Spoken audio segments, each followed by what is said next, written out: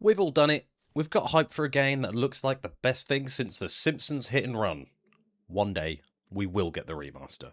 And then it drops, and it turns out to be a complete pile of shit. Hi, I'm Elle. I've been a gamer for over 30 years, and I've fallen into this marketing trap more times than I care to admit. Because that's what hype really is. It's not a guarantee of quality, it's a marketing tactic. And more often than not representative of the final product. Developers, and more importantly, publishers, sell you a dream, a vision of what the game could be, not always what the game will be. Sometimes that dream lines up with reality, but a lot of the time it doesn't.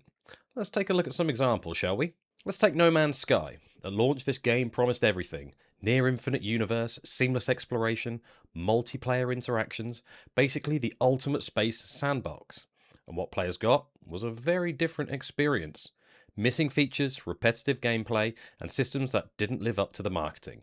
Now, to be fair, the developers did eventually turn things around, massive updates, years of support, and it's actually a really great game now. But that does not change the fact that the hype at launch did not match up with the product that people paid for. Then there's Starfield. I was so excited for this game. I feel like this one stung for a different reason. Bethesda Game Studios had built a reputation of games like Skyrim and Fallout, and this set the expectation sky high. And to make things worse, they teased The Elder Scrolls 6 years earlier, so fans were already emotionally invested. And rather than getting The Elder Scrolls 6, instead, what they got was a game that for many players felt dated, shallow in places, and just not groundbreaking. Not terrible, but definitely not what the hype machine had people expecting. How about Overwatch 2?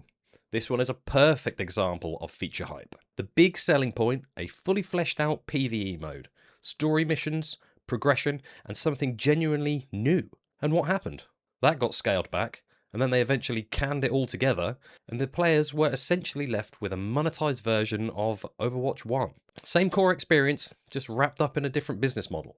And then we've got Ashes of Creation, a Kickstarter success, huge ambition, massive promises, dynamic worlds, player-driven economies, evolving cities. And look, don't get me wrong, ambition isn't a bad thing, but when you show off systems that are years away from being finished, or might not even work as intended, you're not selling a game anymore, you are selling an idea.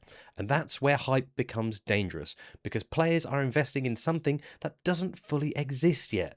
And finally, Highguard. It got Daddy Jeff's One More Thing slot at the Game Award. Now, what developer could say no to that? Personally, don't think Highguard was a bad game. I feel like it was in the wrong place at the wrong time, and it wasn't really bringing anything new to the table. But because it was in that One More Thing slot at the Game Awards, there was huge hype around it. But here's the thing, it doesn't have to be this way. Some of the best success stories in gaming come from the opposite approach. Little to no hype, no massive marketing push, no overpromising, just a good game finding its audience. Claire Obscure, Expedition 33. You might have seen a trailer here or there at the Summer Games Fest or randomly on YouTube, but it wasn't everywhere. There was no billboards, no constant ads, no endless online debates, and then it dropped, and suddenly everybody was talking about it.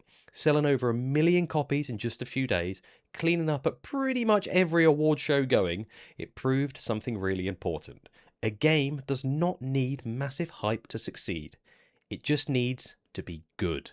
Same with some of the smaller indie games, like take Peak for example, that friend slot mountain climbing game that somehow sold over 1 million copies in a week. No massive campaign, just people playing and enjoying it and telling their friends. Or Hi-Fi Rush, this shadow dropped, no build-up, no inflated expectations, just hey, this is out now, and it worked. Millions of players jumped in within months because the game spoke for itself. And even Apex Legends did this. No long marketing cycle, no years of hype, just a sudden release, an instant impact. Now, there are some exceptions to this rule. Grand Theft Auto 6.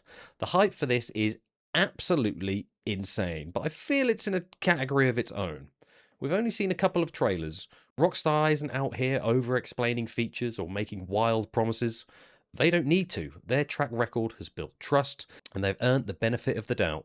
So in this case, the hype isn't being forced by marketing. It's being created by us, the players. And that's really the key point. I'm not saying that all games shouldn't be hyped. Hype is part of the fun. It builds excitement, it brings communities together, but hype becomes a problem when it outpaces reality. When expectations are built on promises instead of proof, when we start believing a version of the game that only exists in trailers and interviews, because at the end of the day, the only thing that matters is what you actually get when you press play. And if you ever feel like games are starting to feel more like a chore than fun, check out this video. Here's how you can fix that.